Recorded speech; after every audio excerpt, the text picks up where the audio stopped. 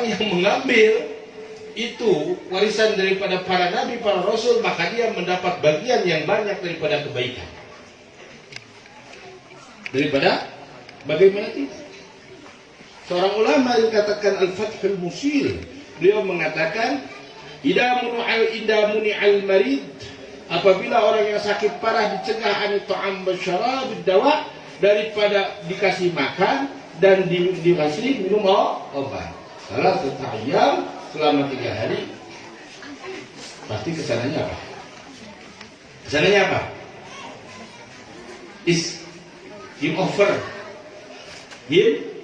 Game over atau inna lillahi wa inna ilaihi raji'un, gitu kan?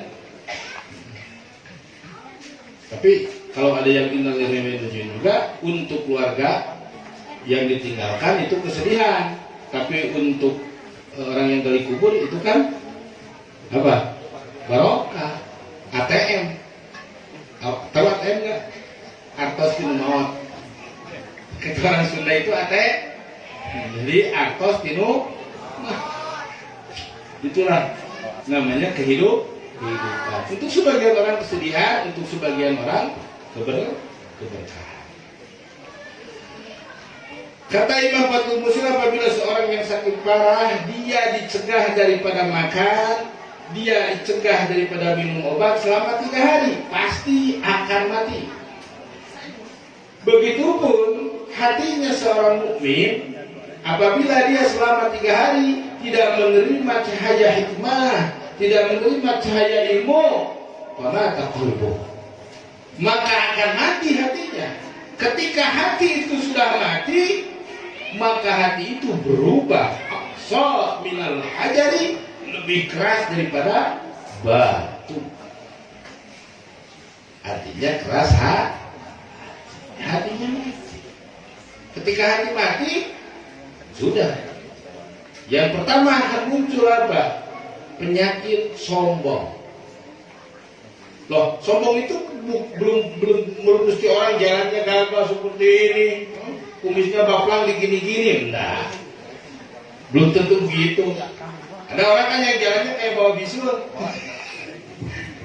kiri kanan ada bisulnya, kalau jalan gini kan, waduh, bukan.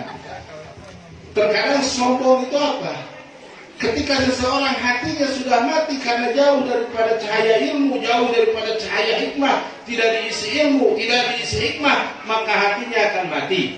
Maka setelah hati mati, hati itu akan muncul sifat sombong. Apa itu sifat sombong? Al-kibru batarul haqq. Sombong itu menolak kepada kebaikan. Sombong itu menolak kepada kebenaran. Tidak mesti orang sombong itu berlagak, tidak. Tetapi hati yang tidak mau menerima kebenaran dari Allah, hati yang tidak mau menerima kebenaran dari Rasulullah SAW, hati yang menolak itu semua, termasuk hati-hati yang sombong. Mudah-mudahan kita tidak termasuk orang-orang yang sombong. Ya, warisan dari Nabi Muhammad SAW, yaitu bayangkan para sahabat radhiyallahu anhu. Nah, orang sini kan baru kehujanan,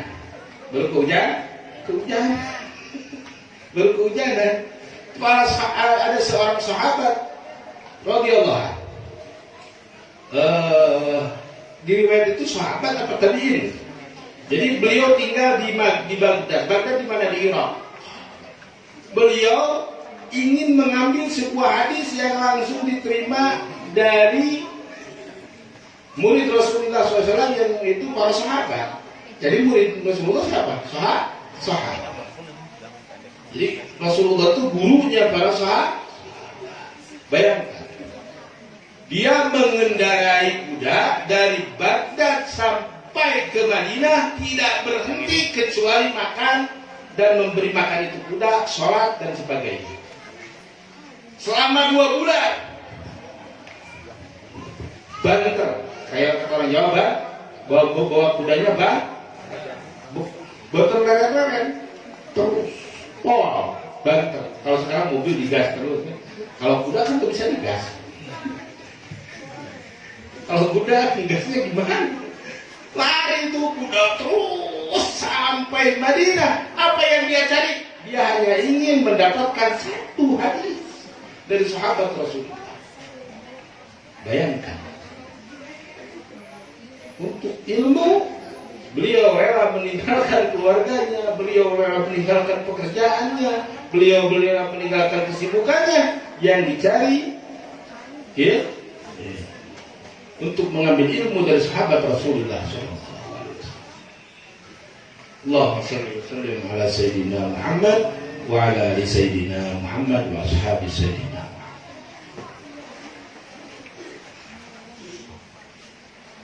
Guru kami yang mulia, ayah anda daripada yang mulia Ustaz Imam Al-Habib Al-Musa Sayyidina wa Maulana Habib Abdullah yang bergelar Al-Habib Abdul Qadir bin Ahmad bin Bakir, beliau mengatakan, man lam yata'alam yawman falaysa minal bashar. Orang yang tidak mau belajar walau satu hari bukanlah dia dari golongan manusia. Dia bukan golongan dari manusia. Ini bukan kata saya, bukan kata Pak Ustaz, bukan.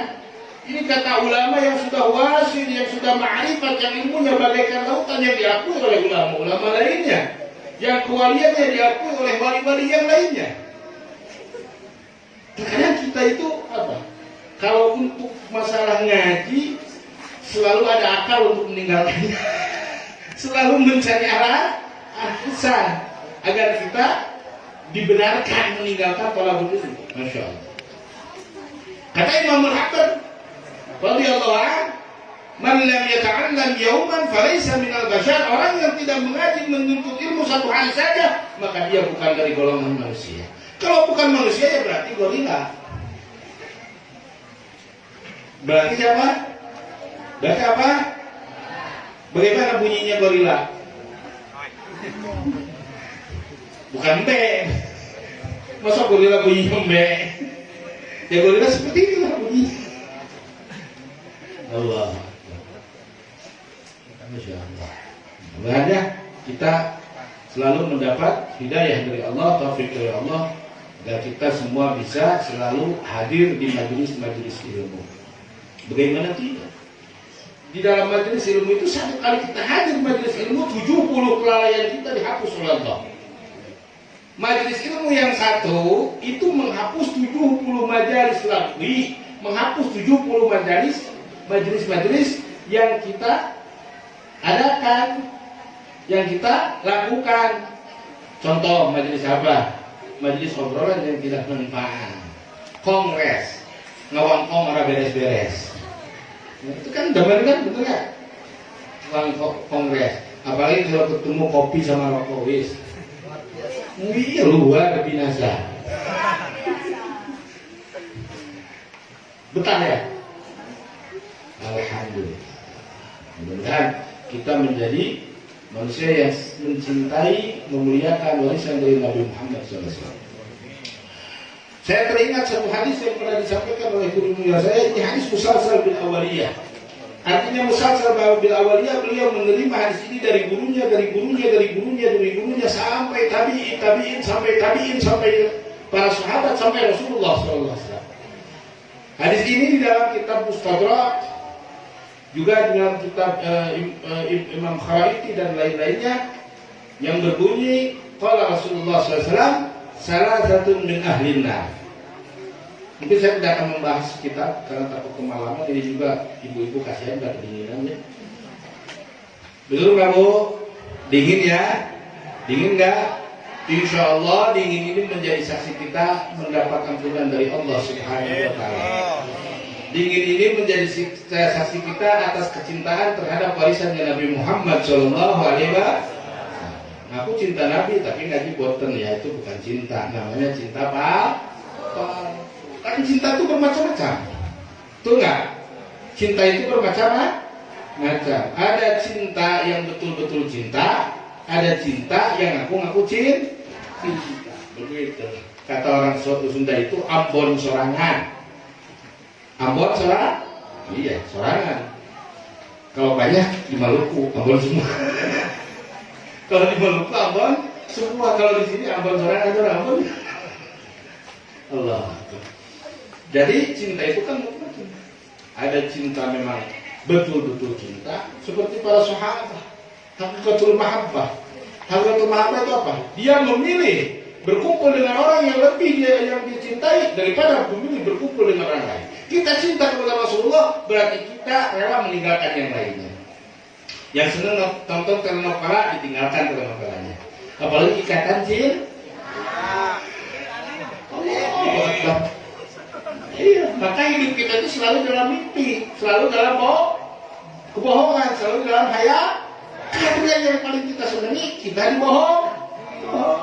Artisnya pada ketawa-ketawa, ketipu semua. Ketipu semua. Ada yang sampai nangis gitu kan. Ada yang dipanggil sama suaminya, "Bu, bikinin teh nanti Pak, lagi nonton Ikatan Cinta." Ini bukan ikatan cinta. Ikatan apa? Ikatan setan. Mau tutup belajar pengajian hingga ini apa? Masalahnya episode lagi rame-ramenya. Enggak. Berarti kalau yang bisa meninggalkan nonton Ikatan Cinta demi ngaji, berarti cintanya lebih kuat kepada Rasulullah. Cintanya lebih kuat kepada warisannya Kanjeng Nabi Muhammad. Itu tidak akan sia-sia. Cinta itu tidak akan sia-sia. Cinta itu pasti akan bersambut dengan oleh Nabi Muhammad SAW. Apalagi kita sebelumnya baca qasidah. Madah li Nabi Muhammad, pujian terhadap Rasulullah SAW. Nanti di akhirat yang akan menyambut kita ketika kita sedang susah, ketika kita sedang sulit, ketika kita sedang kebingungan di mahsyar, yang akan menyambut itu tangan Rasulullah SAW. Yang akan menuntun kita tangannya Nabi Muhammad SAW.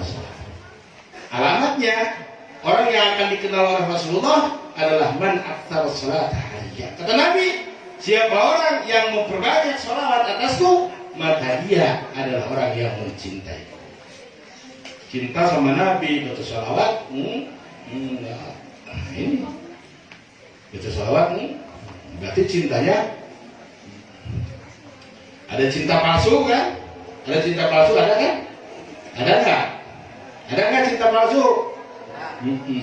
Ada cinta monyet. Bagaimana cinta monyet? Ya tolong tanyakan sama monyet. Karena yang tahu urusan cinta monyet ya monyet gitu. Sallallahu alaihi Nabi Muhammad. Mudah-mudahan kita juga mendapat cinta Nabi Muhammad SAW. Yang pasti Nabi itu selalu mencintai kita. Cuma kitanya mau menyambut beliau atau tidak. Tangan beliau itu selalu terulur. Bukan hanya kita sudah ada di dunia ini, bahkan kita sebelum hadir di dunia ini, Nabi sudah memanggil-manggil kita. Nabi sudah merindukan kita. Nabi ingin bertemu dengan kita. Tinggal kita yang mau tidak menyambut kerinduan Nabi Muhammad. Tinggal kita yang mau tidak kita bertemu dengan Nabi Muhammad. Nabi sudah mengatakan, ya syauqah kata Nabi, alangkah rindunya aku. Mudah-mudahan kita termasuk orang yang dirindukan oleh Nabi Muhammad SAW. Karena alamatnya jelas. Alamat kecintaan itu sangat jelas. Alamatnya orang yang cinta kepada Nabi Muhammad itu jelas. Banyak menyebutkan asma Nabi Muhammad SAW dengan as-salatu ala Nabi. Alamat itu harus jelas ya. Kalau alamat nggak jelas namanya alamat palsu. Alamat, iya, jangan diikuti alamat palsu. Kacau nanti nggak sampai tujuan. Jadi kita di sini semua karena dasar cinta terhadap Nabi Muhammad Sallallahu Alaihi Wasallam. Paham ini semua ya? Insya Allah. Dalam hadis itu bagaimana sabda Nabi Muhammad SAW? Ahlun nari talatu. Bahwa ahli neraka itu 3. Yang pertama, tariku talabil ilmi. Yang pertama orang yang meninggalkan mencari ilmu. Allah. Orang yang meninggalkan mencari ilmu. Orang yang meninggalkan mencari, bukan orang yang meninggalkan mencari duit, orang yang meninggalkan mencari ilmu. Allah. Kenapa? Karena Rasulullah sudah berpesan, man arada dunya fa'alihi bil ilmi wa man arada al-akhirata fa'alihi bil ilmi. Orang yang menginginkan sukses di dunianya, dia harus tahu ilmu dunianya. Dan orang yang ingin sukses di akhirat, maka dia harus tahu ilmu akhiratnya. Kata Allah bagaimana di dalam surat Al-Furqan.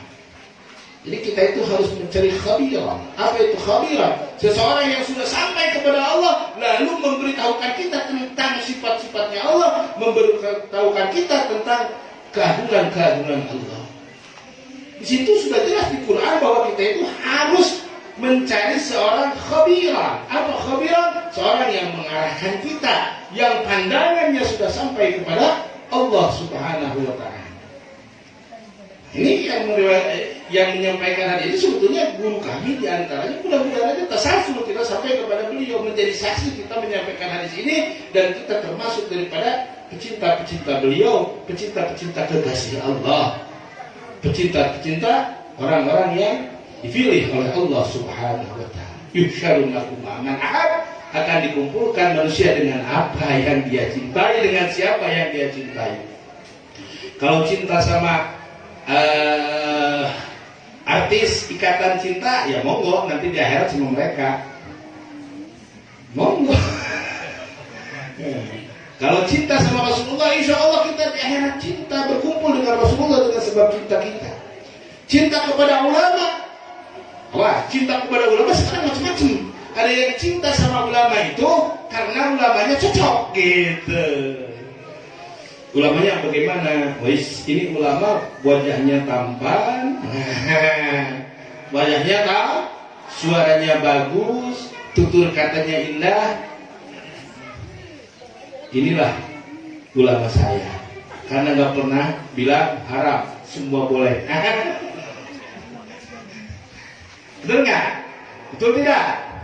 Masya Allah. Seperti itu, Masya Allah.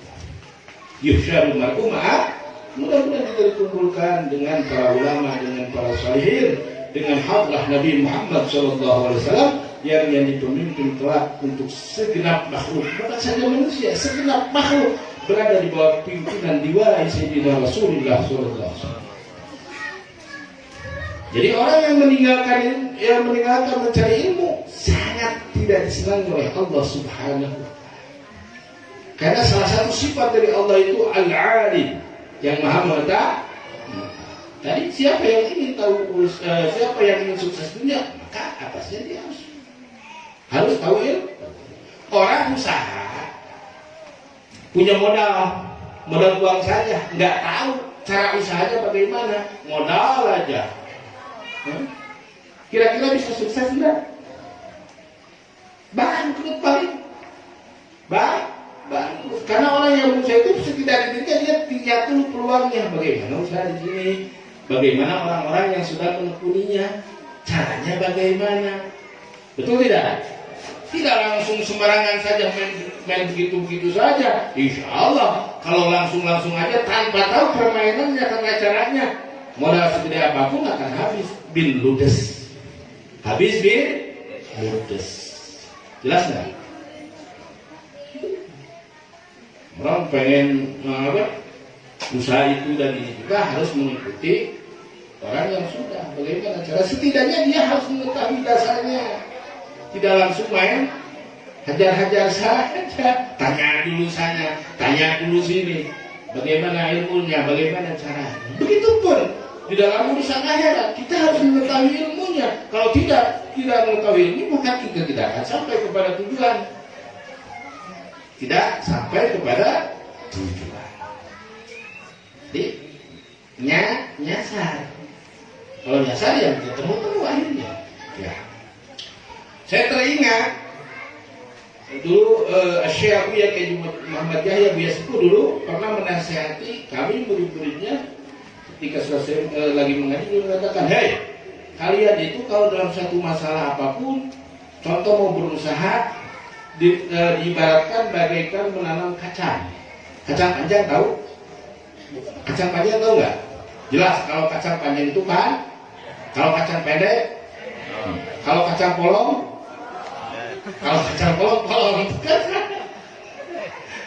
ikut-ikutan aja. Berarti kalau kacang tanah, kata Buya, lihat itu apa? Kacang panjang. Ditanam nggak sembarangan.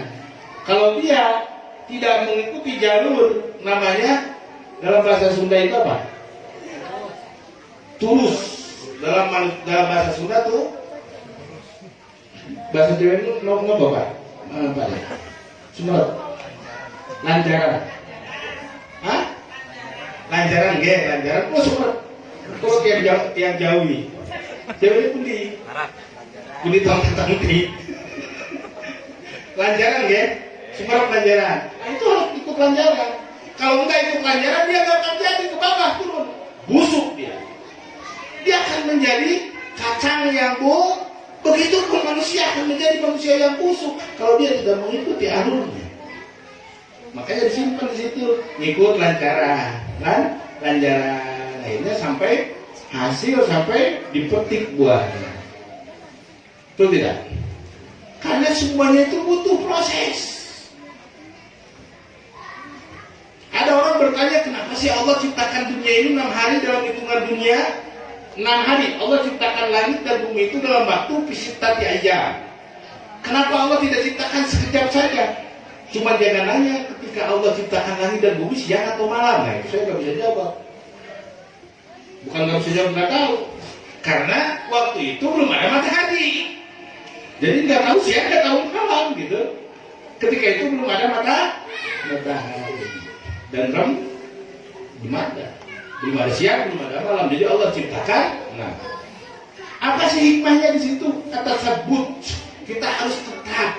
Kita harus jangan ingin cepat-cepat, jangan sembrono. Harus tetap dalam satu perbuatan yang baik itu diikutin dulu. Itu pelajaran dari Allah Subhanahu Wa Taala. Bukan Allah tidak mampu menciptakan langit dengan kun fayakun, tidak. Tapi itu menjadi pelajaran bagi manusia. Paham ya? Yang kedua, kata Rasulullah SAW, al-hasud, orang yang mempunyai sifat hasud. Ini bahaya. Ketika seseorang dalam hatinya sudah ada tumbuh benih-benih hasud, maka segala amal kebaikannya tidak akan sampai, tidak akan bertemu kelak dengannya di akhirat. Karena orang hasud itu salah satunya adalah orang yang tidak beriman. Bagaimana tidak beriman? Karena dia tidak menerima kepastian dari Allah Subhanahu Wa Taala. Ya Allah, kenapa saya begini sedangkan dia begitu? Kalau hidup kita selalu gitu, ya repot. Padahal ganteng-gantengan saya, tampan-tampanan saya, senyumnya manis saya. Kalau dilihat dari puncak Monas.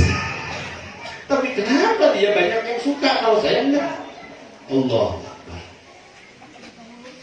Ya Allah, kenapa sih dia itu rezekinya selalu bertambah-tambah aja? Tapi kalau saya mah begini-begini aja, ya Allah, jangan-jangan dia ngepel tuh. Jangan-jangan dia hati-hati.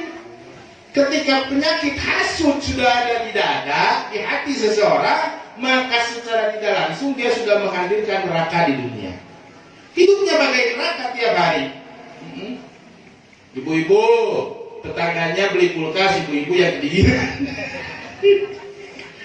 Orang lain beli kulkas baru, dianya ya panas dingin. Kenapa? Dia orang lain beli Artinya orang yang hasud itu orang yang tidak rela kebaikan sampai terhadap orang lain. Jangan sampai kita memiliki sifat al-hasad la yahsud. Orang yang memiliki sifat hasud, dia tidak akan menuai benih kebaikan yang dia tanam waktu di dunia, habis semua, hilang semua, hancur semua. Siapa yang menghancurkan dirinya sendiri? Betul tidak? Cuman kompak di mana-mana. Yang saya tahu ibu-ibu itu nggak pernah hasud. Kalau ada tetangganya suaminya nikah lagi, itu nggak pernah hasud. Aneh saya. Ini kompak mulai belahan bumi barat, timur, utara, selatan gitu. Kalau ada tetangganya suaminya kawin lagi nggak mau, ya Ya Allah, kapan suami saya menikah lagi? Nah, berarti hasutnya pilih-pilih. Allahumma sholli ala sayyidina Muhammad. Ibu langsung diam. Paham ini semuanya? Paham ya? Nah, jadi orang yang hasut itu, kenapa dia ahli neraka? Jangankan di akhirat, di dunia pun hidupnya bagaikan dalam neraka. Jiwanya tidak tentram, hatinya selalu bergejolak, panas selalu. Orang lain punya mobil baru, dia punya penyakit baru. Betul tidak? Darahnya pasti naik. Tapi jangan dulu saya darah tinggi bukan daripada hasut, bukan, ini penyakit bawaan. Jadi darahnya selalu naik, bingung, stres terus. Orang lain yang mendapat nikmat, dia mendapat azab tuh. Padahal coba kalau dia pikirannya positif. Kalau saya belum sempat beli kulkas, tetangga beli kulkas baru yang besar. Kapan-kapan kalau ada daging sapi nanti ke kurban, ada yang ngasih, kan bisa titipin ke dia. Masa sama tetangga gak boleh? Hah? Tuh tidak? Nah, tetangga punya mobil baru, barangkali kita lagi kesusahan, masa sama tetangga dia gak ngasih, gitu kan? Mudah-mudahan dia ditambah-tambah rezekinya, ya Allah, biasa juga kecepretan, begitu harusnya. Betul tidak? Karena sudah negatif pikirannya, maka hatinya akan rusak. Hatinya akan rusak. Paham ya? Yang pertama apa tadi? Orang yang meninggalkan menuntut ilmu. Oh, anak sekarang itu dimain-mainin bahasa. Pak Ustaz, kenapa ilmu dituntut? Masalah apa? Emang salah? Terus ilmu ditimbang, menimba ilmu, emang ilmu ada di sumur. Aduh, anak sekarang itu pintar tapi kebelir. Allah Akbar. Masya Allah. Yang ketiga apa kata Rasulullah SAW? Orang yang ahli neraka al-mu'tasib bi firqatih. Orang yang fanatik dengan golongannya. Jadi kalau kita menganggap bahwa contoh orang sini ya punya majelis malam Senin. Majelis malam Senin itu baik, tidak apa-apa, tidak masalah. Kita punya guru-guru kita terbaik, tidak masalah. Cuma jangan menghina guru orang lain. Jangan menghina majelisnya orang lain. Itu tidak boleh. Kalau kita punya organisasi baik, ya kita menghina organisasi yang lain, kecuali memang keburukannya sudah nampak, keburukannya sudah terlihat, itu baru diperbolehkan. Untuk apa? Untuk agar orang lain tidak menjadi korban kesalahan, terjerumus kepada jurang kesesatan. Itu boleh. Paham ya? Ini yang bahaya. Ta'assub bi firqatih. Apa itu ta'assub bi firqatih? Orang yang fanatik dengan golongannya. Orang yang fanatik dengan kenapa kamu gak ikut kamu ke dia? Enggak. Saya sama dia gak satu majelis taklim. Sudah pasti baca Fatihahnya salah. Ya. Emang siapa yang nilai? Allah. Kenapa kamu gak bareng-bareng sama dia? Enggak. Gak mau, kenapa? Sudah pasti dia levelnya di bawah saya. Iya. Jadi boleh kita bangga kepada golongan kita, boleh. Kita orang Jawa boleh bangga dengan kejawaannya. Orang Sunda boleh bangga dengan kesundaannya. Orang Banjar boleh bangga dengan kebanyarannya. Cuman Wa'akum tidak boleh bangga karena orang Wa'akum itu nggak jelas. Orang Sunda nyelap di Jawa.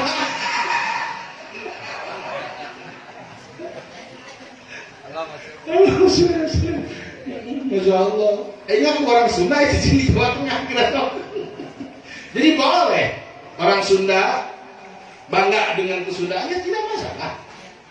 Orang Jawa bangga dengan kejawaannya, tidak masalah. Tidak masalah. Orang Bugis bangga. Tapi jangan pernah mengatakan bahwa orang Sunda itu lebih baik daripada orang Jawa. Mau si Jawa baik. orang Jawa baliknya apa? Sunda Jawa kan? Biasa sih ngejek-ngejekan. Jawa baik. Saya juga sampai sekarang nggak paham itu apa artinya Jawa baik gitu. Itu sering dipakai bercanda-bercanda itu tidak baik gitu ya. Tidak boleh. Jawa koek maling aku datang koek tidak aku. Itu bercanda-bercanda yang membawa itu tidak boleh. Jangan pernah menjatuhkan satu kelompok yang lain. Sebelum memang dia terlihat bahwa dia terlihat kesalahan seperti kita, tidak boleh kita membenarkan bahwa Syiah itu baik. Nah itu nggak boleh. Jelas mereka sesat. Orang Syiah itu tak boleh dikatakan baik. Jelas mereka Syiah itu dolalah. Bayangkan kalau Syiah diterapkan di daerah sini, wah bahaya nanti. Nanti kalau punya anak seorang perempuan dilihat tuh kupingnya mirip siapa? Tidak mirip Payet. Karena orang Syiah itu boleh perempuan itu dikawin kontrak 2 jam.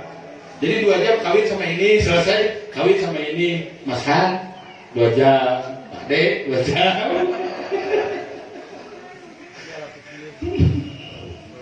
Masya Allah. Coba.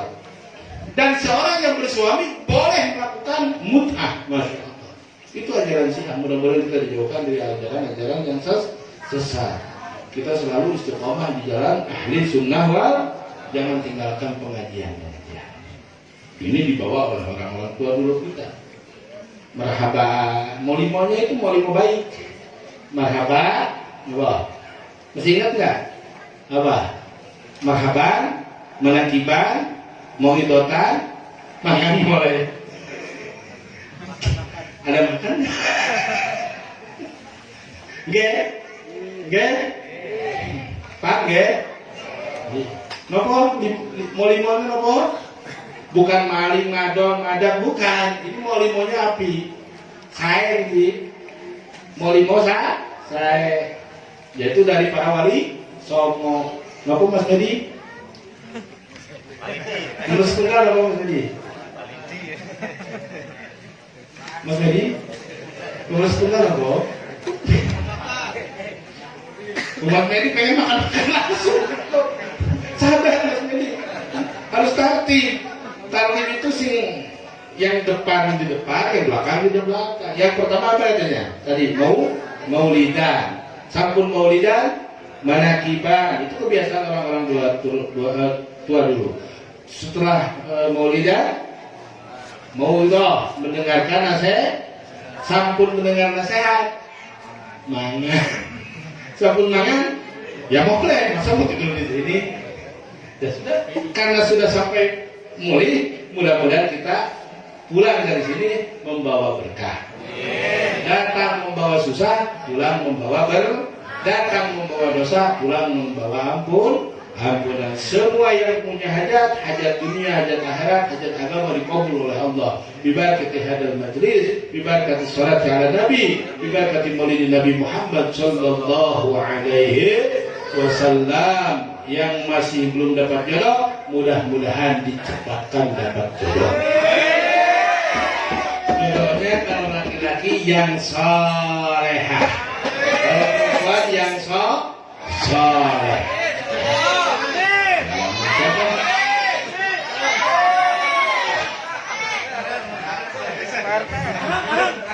Tapi kalau memang punya anak gadis dan ingin mencari yang berpengalaman, ya ada banyak di sini, ada Pak Ustadz Ruslan.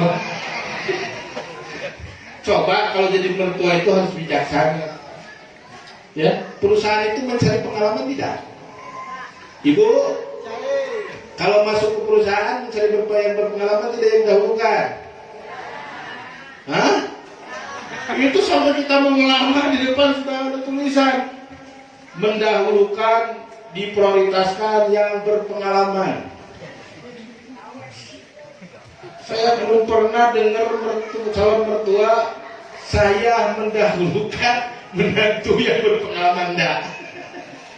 Jadi kalau urusan mantu yang tidak berpengalaman disuruh yang bagus ya. Amin ya Allah ya Rabbal. Semoga hajat-hajat kita dikabul Allah, yang sakit disembuhkan, baik sakit zahir sakit batin, hati kita dibersihkan oleh Allah dari kotoran-kotoran hati. Semoga kita selalu mencintai Allah, mencintai Rasulullah, mencintai orang-orang yang dicintai Allah, mencintai sesuatu yang dimuliakan oleh Allah.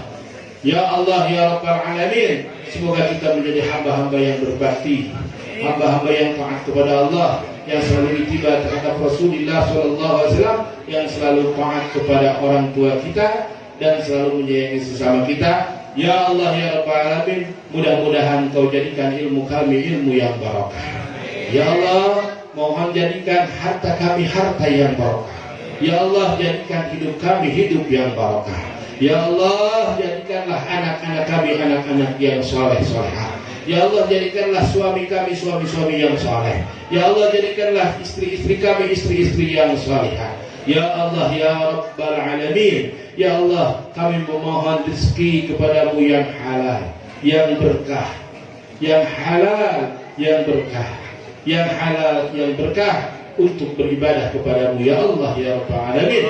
Ya Allah, jadikanlah ketika akhir umur kami bisa mengucapkan kalimat yang mana menjadi tanda orang meninggal membawa iman, yang menjadi tanda orang yang meninggal dia menjadi ahli surga. Ya Allah, jadikanlah penutup ucapan kami, penutup perkataan kami di dunia ini, yaitu qaula la ilaha illallah, la ilaha illallah, la ilaha illallah. Allahumma la mudillin wala mughayyirin wala muwadin wa hasbuna wa ni'mal wakil, ni'mal maula wa ni'mal nasir. Ya Allah, kami hadiahkan kebaikannya ini majlis pada kedua orang tua kami, guru-guru kami, dan orang-orang yang hak kami doakan. Ila arwahimul Fatihah. Bismillahirrahmanirrahim. Alhamdulillahirabbil alamin, arrahmanir rahim, maliki yaumiddin. Iyyaka na'budu wa nasta'in, ihdinas siratal mustaqim. Terakhir dari saya, ini kan belum lewat 2 bulan ya, masih kalau orang bilangnya kan halal bihalal ya. Nah, kita bukan halal bihalal tapi tabarruk. Tabarruk itu apa? Saling membebaskan. Makan pasti banyak salah dan lupa, kita saling memaafkan ya. Kita saling memaafkan. Padahal nunggu maaf memaafkan itu bukan setiap tahun, tapi mesti setiap hari, setiap waktu, setiap ketemu gitu. Itu tidak? Agar kita saling memaafkan. Tabaru semuanya. Saya mohon dimaafkan ya. Dimaafkan tidak? Maafkan tidak? Alhamdulillah. Alhamdulillah. Ibu-ibu juga bapak-bapak saya maafkan. Saya maafkan ya. Mau lahirnya mau batinnya? Lahir batin.